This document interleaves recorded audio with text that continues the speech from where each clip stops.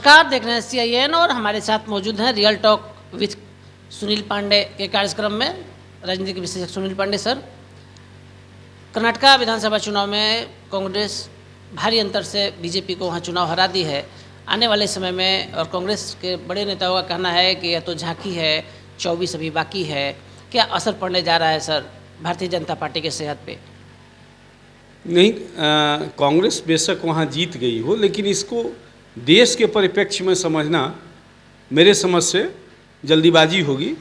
बेशक कांग्रेस में एक उत्साह का माहौल बनेगा और इस बात की अब पुष्टि हो गई कि राहुल यदि देशाटन करें, भारत जोड़ो यात्रा या देश जोड़ो यात्रा, तो इसका परिणाम बेहतर रहा। क्योंकि आपको जानना चाहिए इस बात को कि उनका भारत जोड़ो यात्रा में सबसे ज़्यादा समय वो कर्नाटक में ही दिए थे। इसका लाभ उनको सीधे सीधे मिला। लेकिन हार की बड़ी वजह इनकम्बेंसी फैक्टर थी। भ्रष्टाचार बड़ा मुद्दा था। सरकार भाजपा की थी, तोड़ मरोड़ कर सरकार बनाई गई थी और इसका खामियाजा उनको भुगतना पड़ा। भ्रष्टाचार बेलगाम था, घूसखोरी आम है वहाँ के लिए, और विकास बेशक हुआ है।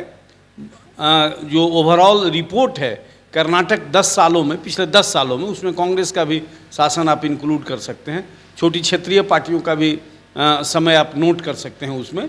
लेकिन विकास हुआ है। विकास और भ्रष्टाचार की वहाँ जय जय रही है।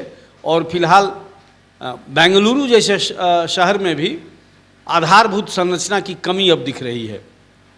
लोगों का हुजूम वहाँ पहुँच रहा है। रोजगार का सबसे बड़ा सेंटर है, IT सेंटर है, लेकिन उसके मुकाबले वहाँ की व्यवस्था बेहतर नहीं कही जा सकती है।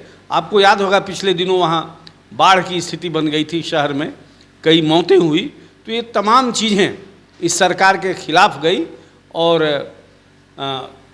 सरकार भी जो वहाँ थी, या बीजेपी की जो पार्टी थी, अंदरूनी लड़ाई थी, आपस में भी इनके खींचतान थे और सत्ता के मलाई के चक्कर में वो लोग एकजुट होकर नहीं लड़ पाए।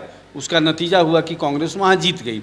आपका प्रश्न है कि 2024 में इसका क्या असर पड़ेगा? तो देखिए, क्षेत्रीय दल हो या विधानसभा का चुनाव हो या उसके नीचे का चुनाव हो, उनके जो विषय हैं बदल जाते हैं, प्राथमिकताएं बदल जाती है। तो इसका सीधा असर तो नहीं पड़ेगा, लेकिन कांग्रेस को एक संजीवनी का काम ये जरूर करेगा। ये लाभ इसको जरूर मिलेगा और इस लाभ को वो कितना आगे की तैयारियों में परिवर्तन कर सकते हैं, यह कांग्रेस के नेतृत्व पर निर्भर करता है। सर, कांग्रेस जब अपना घोषणा पत्र जारी किया उसमें 2 मुख्य विषय लाया कि एक कर्नाटका का जो संप्रभुता है हम उसको दिलाएंगे, संप्रभुता दिलाएंगे, और मुस्लिम आरक्षण की बड़ी बात कही। तो क्या इसको किस साइन के रूप में आप सर देखते हैं? संप्रभुता वाला जो मुद्दा है वो किसी मूर्ख का बनाया हुआ है। कोई राज्य संप्रभु कैसे हो सकता है? ये उस समय भी फजीयत उनकी हुई थी। संप्रभु देश हो सकता है, कोई कर्नाटक जैसे राज्य को कैसे आप संप्रभु कह देंगे? हमारे यहाँ जो फेडरल स्ट्रक्चर है उसमें उनको कहने नहीं आया, व्यक्त करना चाहिए था कि फेडरल स्ट्रक्चर पर वार नहीं करना चाहिए। बीजेपी की सरकार जो केंद्र में है सत्ता में, वो फेडरल स्ट्रक्चर को कमज़ोर करना चाहती है। ये विवाद का विषय है और यह कहना बड़ी मूर्खतापूर्ण है। दूसरी बात कि मुसलमानों को आरक्षण देने की बात, इस पर उनको सोचना होगा और संविधान यहाँ का श्रेष्ठ है। संविधान के दायरे में जो भी बन सकेगा उतना ही उनको आज़ादी मिलेगी, वही वो कर सकेंगे। और धार्मिक ध्रुवीकरण से मेरी निजी राय है कि कांग्रेस को बचना चाहिए। ये दोनों पार्टियों के लिए, जो दोनों बड़ी पार्टियां हैं, धार्मिक उन्माद और धार्मिक ध्रुवीकरण से आप बचेंगे, क्योंकि यहाँ की जनता सब जानती है, इसमें 2 राय नहीं है। आप देखें, वहाँ 5 बार का जो विधायक रहा हो बीजेपी का, वो पार्टी बदल लेता है। और पार्टी बदलने का उसको कोई जगदीश शेट्टार शायद नाम है उनका, उनको हार मिली। तो ये बहुत बड़ा संकेत है कि सब कुछ आपके ऊपर नहीं निर्भर करता है, आपके मतदाताओं पर निर्भर करता है। तो जो विवादित विषय हैं, जो चीज़ हैं, उनसे पार्टियों को बचने की ज़रूरत है। मेरा ओपिनियन ऐसा ही है। Sir, prime minister Narendra Modi और अमित शाह ने बड़ा मेहनत वहाँ किया था। बजरंगबली भी चुनाव में आ गए थे।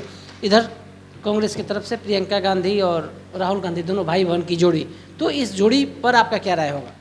देखिए, यही बड़ा कमजोरी भी है। यदि आप हर चुनाव मोदी और अमित शाह के नाम पर लड़ेंगे और क्षेत्रीय स्तर पर, स्थानीय स्तर पर आपका कोई बड़ा नेता, बड़ा व्यक्तित्व नहीं उभर पाता है, तो आपको ऐसे ही हार देखनी पड़ेगी। यह देश इंदिरा को भी देखा है, जो इंदिरा के नाम पे कांग्रेस चुनाव जीतती रही है और उसका खामियाजा हुआ कि आज कांग्रेस कहाँ चली गई। तो व्यक्ति विशेष यदि पार्टी में महत्व होने लगता है तो उसका असर ऐसे ही दिखेगा। तो मेरा मानना है कि ये हर पार्टियों को अपना स्थानीय स्तर पर, क्षेत्रीय स्तर पर अपने किसी बड़े नेताओं का उभार होना जरूरी है, जिसके तहत शक्ति संतुलन हो, ये न कि हम हमेशा दिल्ली से लोगों को बुलाकर और चुनाव जीतते रहें। तो आप सुन रहे थे राजनीतिक विश्लेषक सुनील पांडे सर को। सर ने साफ कर दिया कि कांग्रेस के लिए संजोनी है और बीजेपी के लिए अब सोचने का समय आ गया है। हमारे सहयोगी शनि के साथ Kaushalendra. Right message, right communication, country inside news.